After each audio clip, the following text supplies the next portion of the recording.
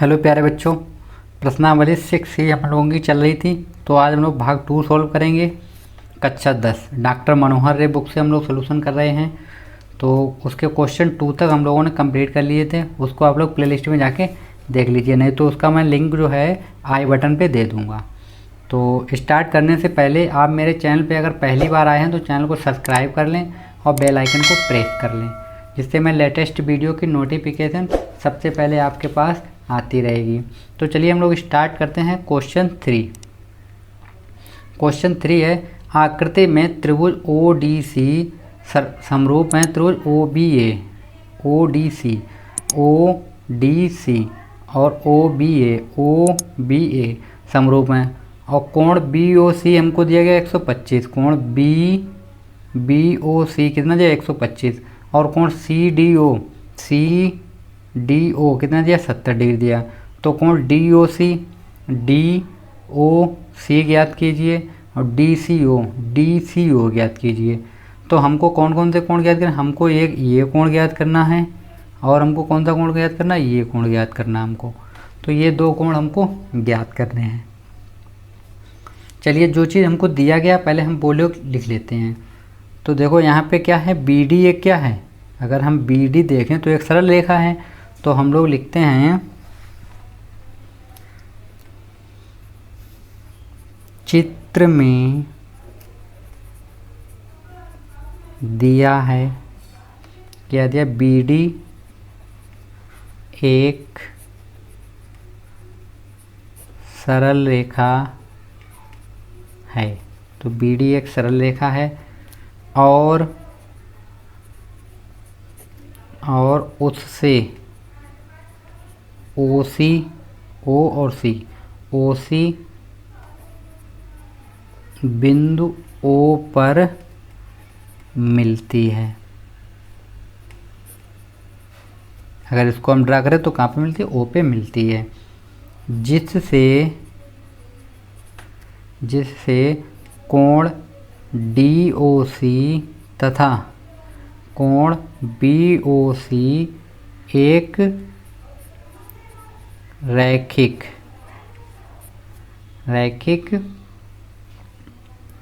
युग्म कोण है।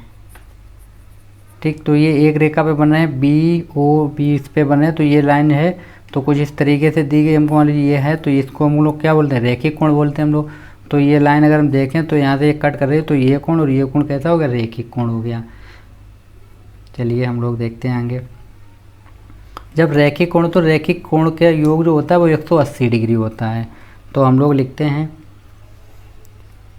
कोण डी ओ सी प्लस कोण बी ओ सी बराबर कितना होगा, 180 डिग्री होगा। और यहाँ पे हमको कोण एक दिया गया था, हमको कौन सा कोण, सी ओ बी। तो सी ओ बी लिखिए आप लोग या बी ओ सी लिखिए, वो सेम होता है। तो ये कितना दिया 125 डिग्री। तो हम लोग कोण डी ओ सी प्लस 125 बराबर कितना हो जाएगा 180। तो कोण डी ओ सी बराबर अगर हम लोग निकालें तो 180 माइनस हो जाएगा 125। तो मेरे पास कितना बचेगा, कोण डी ओ सी कितना निकल आया 55। तो डी ओ सी निकल आया कितना 55। आगे हम लोग देख लेते हैं, हम लोग लेते हैं त्रिभुज डी ओ सी में त्रिभुज के तीनों कोणों का योग कितना होता है, 180 डिग्री होता है। तो हम लोग लिखते हैं कोण सी ओ डी प्लस कोण सी डी ओ प्लस कोण डी ओ सी बराबर कितना हो जाएगा 180।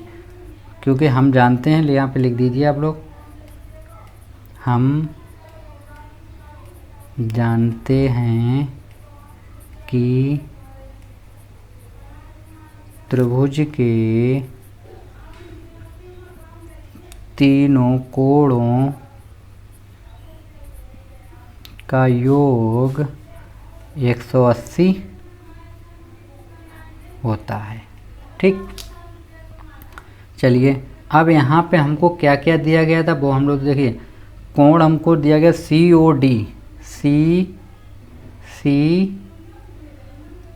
इसको हम लोग सी डी ओ ये हमको कितना दिया गया था 70 दिया गया था। तो हम इसको लिख लेते हैं पहले 70 प्लस ये हमने अभी निकाला कितना निकला 55 निकला था। मुझे पता कौन सा कोण नहीं है यहाँ पे मुझे पता नहीं है कोण डी सी ओ ये कोण हमको नहीं पता है डी सी ओ। ठीक है, सॉरी फ्रेंड्स थोड़ा गलत लिख गया है, ये सी डी ओ है। ठीक है, यहाँ पे मिस्टेक हो गया था, सी डी ओ ये हमको नहीं पता। इक्वल कितना दिया 180। इन दोनों को हम लोग ऐड करते हैं तो कितना आएगा, इन दोनों जब ऐड करेंगे तो आएगा मेरे पास 125। तो 125 प्लस हो जाएगा कोण डी सी ओ बराबर हो जाएगा 180। तो कोण डी सी ओ बराबर निकल जाएगा 180 माइनस 125 इक्वल कितना निकल आएगा 55। तो हमारे पास कोण क्या निकल रहे हैं, क्वेश्चन में दिया गया था हम लोग त्रिभुज कहते हैं समरूप हैं। तो हम लोग लिखते हैं ओ डी सी समरूप है त्रिभुज ओ बी ए, ये हमको दिया गया था। तो हम लोग लिख देंगे कोण डी ओ सी इक्वल कितना होगा 55 और कोण डी सी ओ बराबर कितना होगा 55 और कोण ओ ए बी बराबर कितना होगा 55 होगा। ठीक है, तीनों के मान निकल आए हैं। चलिए आगे देखते हैं क्वेश्चन नंबर 4। तो क्वेश्चन 4 मेरे पास है कि त्रिभुज है पी क्यू आर की भुजाओं पी आर और क्यू आर पर क्रमशः बिंदु एस और टी इस प्रकार स्थित हैं कि पी कोण जो है वो कोण आर टी एस है, कि दर्शाइए कि त्रिभुज जो है आर पी और सर्वागतम है आर टी एस। तो हमको दिखाना है कि जो त्रिभुज है आर टी एस और त्रिभुज आर पी क्यू ये कैसे हैं आर पी क्यू ये समरूप त्रिभुज हैं, ये हमको दिखाना है। ठीक है, तो चलिए हम लोग देखते हैं। यहाँ पे देखिए ये कोण जो है इस कोण मतलब कोण टी कोण पी के बराबर दिया गया हमको। और इस त्रिभुज में अगर जब हम ये त्रिभुज लेंगे और ये तो ये कोण जो होगा वो उभयनिष्ठ कोण हो जाएगा। तो हम लोग लिखते हैं, चलिए देखते हैं हम लोग लिख लेते हैं दी हुई आकृति। तो जो आकृति हमको दी गई है उसमें हमको क्या क्या दिया गया, देखो हमको दिया गया है कोण जो P है कोण P वो बराबर है किसके कोण RTS के, ये हमको क्वेश्चन में दे रखा है। और हमको सिद्ध क्या करना है, हमको सिद्ध करना है कि त्रिभुज RPQ समरूप है, RPQ समरूप है त्रिभुज RTS के। ठीक है, ये बराबर होना चाहिए। तो हम लोग देखते हैं उपपत्ति हम लोग डाल देते हैं। हम लोग क्या देखते हैं, देखो त्रिभुज RPQ तथा RTS में RPQ और RTS में हम लोग देखते हैं कोण P बराबर हमको दिया गया कोण RTS, ये हमको दिया है क्वेश्चन में गिवन था ये चीज़। उसके बाद हम लोग देख लेते हैं ये तो कोण इक्वल हो गया कोण R। ठीक है, कोण R बराबर होगा कोण SRT कोण R और SRT, क्योंकि ये कोण देखो जब आप लोग लोगे RPQ लोगे और जब RTS लोगे तब ये दोनों त्रिभुजों में आएगा। तो ये कैसा हो गया उभयनिष्ठ कोण। तो ये उभयनिष्ठ कोण हो गया दोनों। अब दो कोण बराबर, एक ये कोण बराबर हो चुका और एक ये, मतलब ये तो दोनों में था ये बराबर, तो ऑटोमेटिक ये चीज़ इसके बराबर हो जाएगी। तो हम लोग मेरे पास एक समरूपता है तो हम लोग क्या लेंगे ए दो एंगल अगर बराबर होते हैं किसी भी त्रिभुज के तो तीसरा एंगल अपने आप बराबर हो जाता है। तो हम लोग ए समरूपता कसौटी से त्रिभुज RPQ समरूप होगा त्रिभुज RTS। चलिए आगे क्वेश्चन हम लोग देख लेते हैं। Question number 5। क्वेश्चन 5 दिया गया हमको दी गई आकृति में यदि त्रिभुज ए बी ई, ये जो चिन्ह लगा हुआ है ऊपर समरूप का है नीचे इक्वल, तो इसको हम लोग सर्वागसम भी बोलते हैं। ठीक है, ये सर्वागसम का साइन होता है। त्रिभुज ए सी डी है तो दर्शाइए कि त्रिभुज ए डी ई समरूप होगा ए बी सी के। हमको दिखाना है ए डी ई जो त्रिभुज है वो ए बी सी के क्या है, समरूप है। तो चलिए हम लोग पहले जो चीज़ हमको दिया गया पहले वो लिख लेते हैं हम लोग। तो हमको दिया क्या है पहले हम लोग देख लेते हैं। हमको दिया गया कि त्रिभुज जो है ए बी ई लेते हैं हम लोग, ए बी ई लिखेंगे हम लोग। ए बी ई इक्वल मतलब सर्वागसम है त्रिभुज ए सी डी, ये त्रिभुज कहते हैं सर्वागसम है। कौन? ए बी ई और ए सी डी कहते हैं सर्वागसम है। ये सर्वागसम है। हमको सिद्ध करना है, सिद्ध हमको क्या करना है, हमको सिद्ध करना है कि त्रिभुज ए डी ई ठीक समरूप होगा किसके, त्रिभुज ए बी सी के। ये हमको प्रूव करना है। तो हम लोग देखते हैं उपपत्ति हम लोग डाल लेते हैं। तो हमको क्या, हम लोग लेते हैं त्रिभुज ए बी ई बराबर हैं और समरूप हैं किसके, ए सी डी के।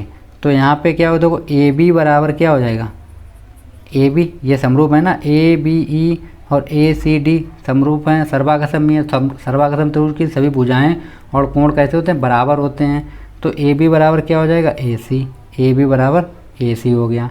एक साइड तो इक्वल हो गई। उसके बाद क्या होगा, देखो ए ई तो बराबर क्या होगा, ए डी बराबर क्या हो जाएगा, ए डी हो जाएगा। चलिए और हम लोग लेते हैं त्रिभुज ए डी ई और त्रिभुज ए बी सी की तुलना, हम लोग तुलना करते हैं इसकी। तो देखो ए बी बराबर क्या हो जाएगा, ए बी बराबर होगा ए सी, ए बी बराबर होगा ए सी और ए ई बराबर होगा ए डी, ए ई बराबर होगा ए डी। क्योंकि इसकी ये साइडें हैं बड़े वाले त्रिभुज ए बी सी की और छोटे वाले त्रिभुज की ये साइडें हैं। चलिए और हम लोग देख लेते हैं। तो यहाँ पे अगर हम इनका अनुपात निकालें तो क्या होगा, देखो A B upon A D, A B ठीक है, ए बी हमने ले लिया अपॉन में ए डी ले लिया इक्वल। फिर हमने क्या लिया, हमने पहले क्या लिया ए बी, तो हम लोग ए सी अपॉन में हम लोग क्या लेंगे ए ई, ठीक है, ए बी और अपॉन में हमने क्या लिया ए ई। अर्थात अब देखो दो इसकी साइडें इक्वल हो चुकी हैं, दो साइडें इक्वल हो चुकी हैं और एक हमको क्वेश्चन में पहले ही बोल रखा है इसने। तो हम लोग क्या देखते हैं, देखो और ये चीज़ दो साइडें इक्वल हैं और कोण जो होगा डी ए ई बराबर होगा कोण बी ए सी के। कैसा है ये, उभयनिष्ठ है, उभयनिष्ठ है। ठीक, अब ये उभयनिष्ठ कोण हो गया, एक उभयनिष्ठ कोण हो गया, दो साइडें इक्वल हो गई। तो हम लोग लिखेंगे एस ए एस, समरूपता, समरूपता से। तो क्या होगा, त्रिभुज ए डी ई समरूप होगा त्रिभुज ए बी सी के। चलिए नेक्स्ट क्वेश्चन हम लोग देख लेते हैं। क्वेश्चन नंबर 6 हमको दिया गया है। ये हमको एक त्रिभुज समांतर चतुर्भुज या समांतर चतुर्भुज एक है ए बी सी डी की बढ़ाई गई भुजा जो है ए डी पर स्थित है। ए डी भुजा ये बढ़ाई गई भुजा है, स्थित है बिंदु ई पर, एक बिंदु है, ये बिंदु है ई, तथा बी ई भुजा सी डी, बी ई कहाँ पे है, ये रही बी ई जो हमने खींच रखी है, बी ई भुजा सी डी को एफ पर प्रतिच्छेद करती है। तो ये सी डी भुजा थी, कहाँ पे प्रतिच्छेद करती है, एफ पर करती है। तो दर्शाइए कि ए बी सी त्रिभुज जो है ए बी ई समरूप होगा त्रिभुज सी एफ बी के। ये हमको दिखाना है। तो हम लोग जो पहले हमको दिया गया पहले हम उसको लिख लेते हैं पूरा, ठीक है, क्योंकि इस त्रिभुज में हिंदी ज़्यादा है। तो हमको क्या दिया गया था, हमारे पास है ए बी सी डी एक समांतर चतुर्भुज, ठीक है, चतुर्भुज है जिसकी एडी जो है एडी को किसी बिंदु कहाँ तक बढ़ाया जाता है, ई तक बढ़ाया जाता है। ये हो गया। रेखाखंड क्या है, बीई रेखाखंड बीई भुजा सीडी पर एफ पर प्रतिच्छेद करता है, ठीक है। भुजा सीडी पर एफ कहाँ पे प्रतिच्छेद करता है, ये एफ पर प्रतिच्छेद करता है। अब हम लोग देखते हैं हमको सिद्ध क्या करना है। सिद्ध करना हमको है कि त्रिभुज जो है ए बी और ई समरूप हैं त्रिभुज सी एफ बी के, मतलब A B E C F B, ये हमको प्रूव करना है। तो हम लोग देख लेते हैं उपपत्ति क्या मिलेगा हमको। यहाँ पे हमको मिलेगा, देखो ए बी सी डी एक क्या है, एक समांतर चतुर्भुज है। ये क्या है, एक समांतर चतुर्भुज है। तो हमको यहाँ पे मिल जाएगा, देखो बी सी समांतर होगी किसके, ए डी, क्योंकि समांतर चतुर्भुज होता है उसकी भुजाएं कैसे होते हैं, समांतर होते हैं। तो बी सी समांतर होगा किसके, ए डी के होगा। और क्या होगा, बी सी तो समांतर होगा किसके, ए ई के, क्योंकि भुजा तो वही है ना। जब ये इक्वल है तो ये पूरी थोड़ी बढ़ गई है, तो इक्वल तो वो भी होगी, तो ए ई के होगा, ठीक। और हमको क्या मिल रहा है यहाँ पे, बी सी समांतर है अगर ए ई के, और बी ई कैसी है, बी एक तिर्यक रेखा है, ये कैसी रेखा है, एक तिर्यक रेखा हमको दी गई है। तो हम लोग यहाँ पे देखते हैं कि जो कोण है समांतर चतुर्भुज जो होता है उसके सम्मुख कोण कैसे होते हैं, बराबर होते हैं। तो यहाँ पे ये क्या दिया गया, बी, ठीक है, और बी का सम्मुख कोण क्या है, एफ, बी का सम्मुख कोण क्या है, एफ। तो कोण बी और कोण एफ कैसे होंगे, बराबर, क्योंकि समांतर चतुर्भुज के हम लोग यहाँ पे लिख देते हैं समांतर चतुर्भुज के सम्मुख कोण बराबर होते हैं। समांतर चतुर्भुज जो होता है उसके सम्मुख कोण कैसे होते हैं, बराबर होते हैं,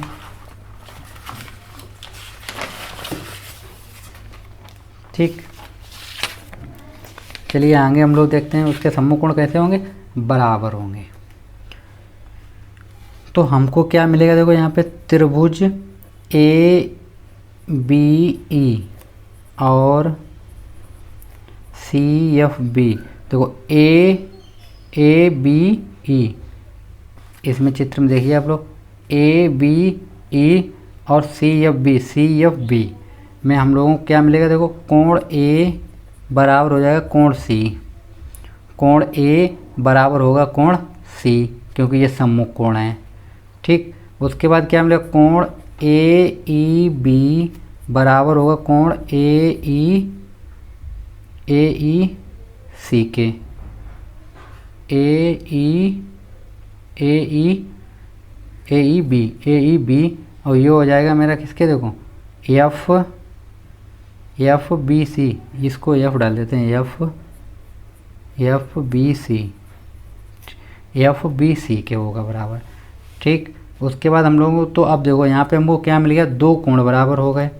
तो हम लोग 2 कोण जब बराबर तो तीसरा कोण अपने आप बराबर हो जाए, तो हम लोग लिख देंगे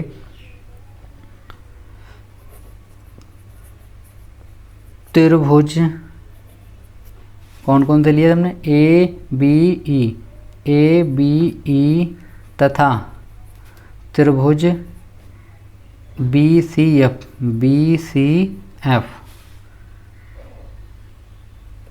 के उपगुणधर्म